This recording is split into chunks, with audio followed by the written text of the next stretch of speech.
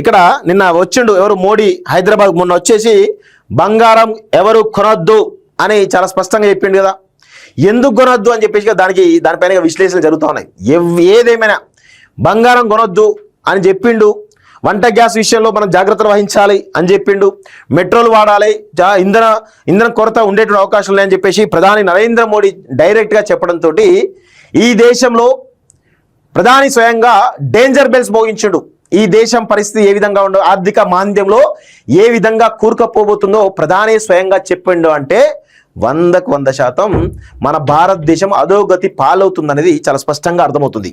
మన విదేశీ మారక ద్రవ్య నిల్వలు కాపాడుకోవడమే లక్ష్యం. ఏటా మన పసిడి దిగుమతులు 700 నుంచి 900 టన్నులు. కిందటి ఏడాది ముడి చమురు, స్వర్ణం, వంట నూనెలు, ఎరువుల దిగుమతికే ఏకంగా 23 లక్షల కోట్ల వ్యయం. భారతదేశ మొత్తం దిగుమతుల బిల్లు 74 లక్షల కోట్లు.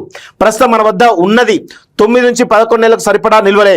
అవి వేగంగా కరిగిపోతే ఆర్థిక సంక్షోభంలోకి జారే ముప్పు. అందుకే దేశ ప్రజలకు పలు సూచనలు చేసినటువంటి ప్రధాని మోడీ, ఆన్లైన్ క్లాసులకు మారండి, ఖర్చులు తగ్గించుకోండి, విదేశాలకు వెళ్ళొద్దు ప్రజలకు ప్రధాని మరోసారి విజ్ఞప్తి అంటూ చూస్తాం. కానీ ప్రజలు ఇదే పరిస్థితి ఉన్నారు. ప్రజలు మన భారతదేశం 140 కోట్ల మంది ప్రజలు ఉన్నారు.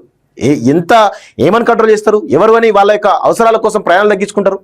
ఏదో కొంతమేర కంట్రోల్ అవుతుంది, కానీ మెజారిటీ కంట్రోల్ అయ్యే అవకాశం అయితే లేదు.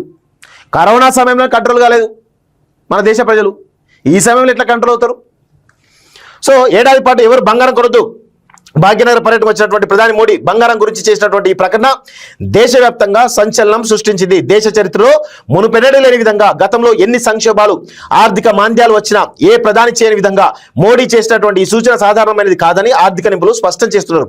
బంగారం అనే మాట భారతీయులందరికీ వెంటనే కనెక్ట్ అయ్యేటువంటి మాట కాబట్టి దాని గురించే అంతా మాట్లాడుకుంటున్నారు. కానీ నిజానికి ప్రధాని మోడీ దాంతో పాటు ఇంకా చాలా జాగ్రత్తలు చెప్పారు.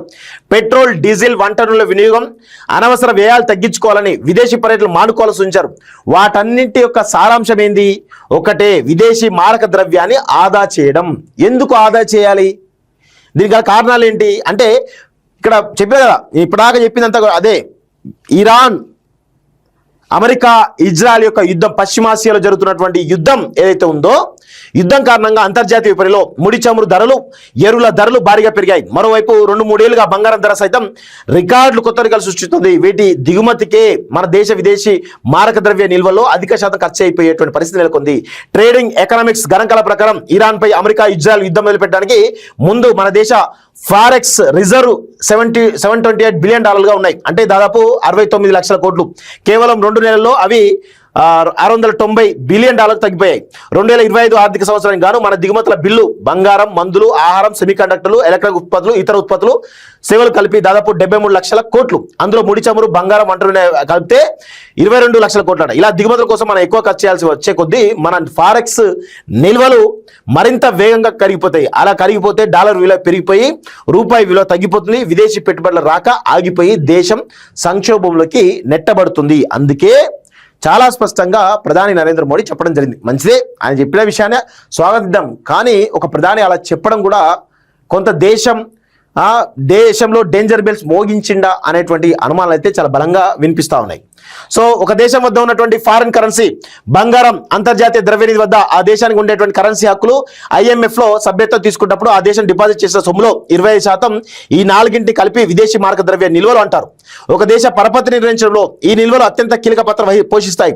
ఒక దేశం ఎంత ధనికమైనది, ఎంత సురక్షితమైనది అని చెప్పడానికి ఈ ఫారెక్స్ రిజర్వ్లు ఒక రిపోర్ట్ కార్డు లాంటివి.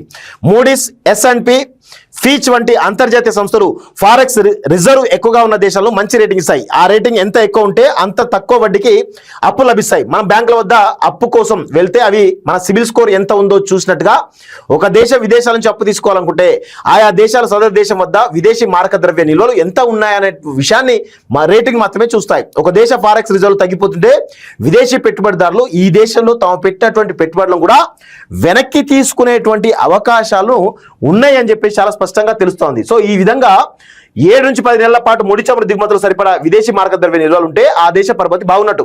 ఇప్పుడు మన వద్ద విదేశీ మారక ద్రవ్య నిల్వలు దాదాపు 9 నుంచి 11 నెలల వరకు ఉన్నాయి.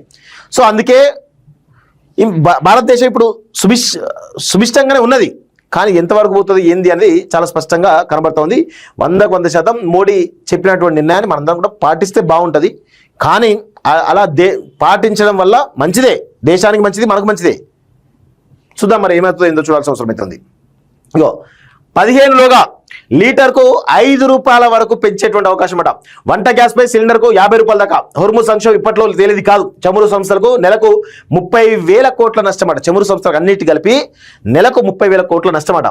సో 2 నుంచి 4 చొప్పున పెంచుతూ వెళ్తారని అంచనా. మళ్ళీ వర్క్ ఫ్రం హోమ్ దిశగా ఐటీ. గల్ఫ్ సంక్షోభం నేపథ్యంలో కంపెనీ అలర్ట్. ప్రధాని సూచనతో సీరియస్ గా మొదలైన చర్చ. సో ఈ విధంగా నిన్న ప్రధాని మోడీ రాకతో ఆ స్టేట్మెంట్ తోటి మార్కెట్లు కూడా పెద్ద ఎత్తున క్రష్ అయిపోయినాయి.